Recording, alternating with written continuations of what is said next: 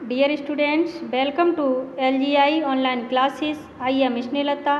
तो बच्चों, आज का हमारा 15 चैप्टर का टॉपिक है निपात। तो इस चैप्टर में हम लोग निपात के बारे में चर्चा करेंगे। तो देखते हैं सबसे पहले निपात। सबसे पहले ये जान लेते हैं कि निपात क्या होता है। तो वे अविकारी या अव्यय शब्द निपात कहलाते हैं जो संज्ञा, सर्वनाम, विशेषण एवं क्रिया विशेषण के साथ प्रयुक्त होकर उस पर बल देने लगे, उसे सीमित करने अथवा दूसरों के साथ मिलाने का काम करते हैं। जैसे ना, नहीं, मत, काश, केवल, तक आदि। ये सभी आपके होते हैं निपात। या सरल भाषा में कहें कि जो अव्यय किसी शब्द को बल प्रदान करने के लिए प्रयुक्त किए जाते हैं उन्हें हम निपात कहते हैं। जैसे उदाहरण देखते हैं। जैसे लिखा है, रितेश ने मुझे ही मारा। मतलब ये कहा जा रहा है कि मुझे ही मारा और किसी को नहीं।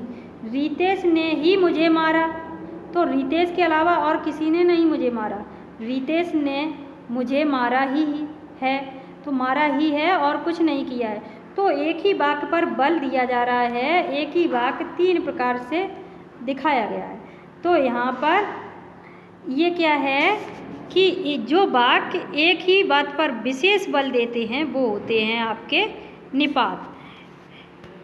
इसमें देखते हैं कि इन सभी वाक्यों से स्पष्ट है कि निपात के प्रयोग वाक्य के भाव में विशेष अंतर आता है एवं निपात का प्रयोग वाक्य में कहीं भी किया जा सकता है।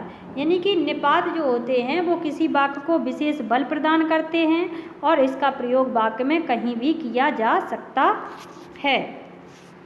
जैसे देखिए, जैसे लिखा है, सोहन ने मुझे भी बुलाया है, औरों के अलावा मुझे भी बुलाया। तो यहाँ पे भी क्या हो गया? निपात।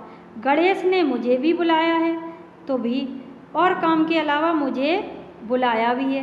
यानी कि गणेश के पास मेरे लिए और भी काम है परंतु उसने मुझे बुलाया भी है। तो यहाँ पे जो भी है वो आपका इन सभी वाक्यों से स्पष्ट है कि निपात भी के प्रयोग से वाक्य में अर्थ में अंतर आ रहा है। अर्थ में अंतर आएगा लेकिन ये जो बल विशेष बल देते हैं। निपात के संदर्भ में स्मरणीय तथ्य, यानी कि जब हम निपात को पढ़ते हैं तो हमें कुछ बातों का ध्यान भी रखना पड़ता है। जैसे निपात का स्वतंत्र अर्थ नहीं होता। जो निपात होते हैं उनका अपना पर्सनल अर्थ नहीं होता। सेकंड, संज्ञा, सर्वनाम आदि की भांति निपात का अपना कोई अर्थ नहीं होता है। जिस तरह से संज्ञा और सर्वनाम का अपना अर्थ होता है उस तरह से निपात का अर्थ नहीं होता। निपात वाक्य अथवा वाक्यांश के अतिरिक्त अर्थ प्रदान करते हैं। जो उनका अर्थ होता है उसके अलावा भी अर्थ स्पष्ट करते हैं।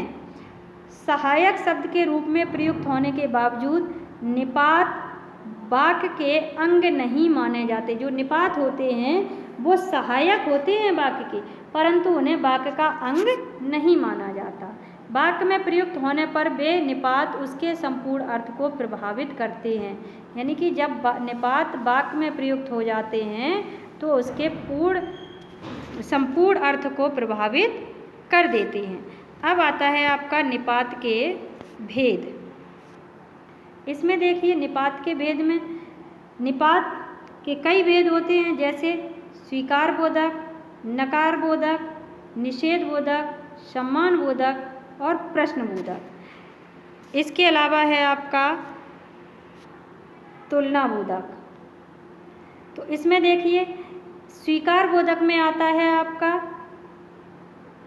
हाँ जी, हाँ जी, हाँ जी, हाँ जी और जी हाँ।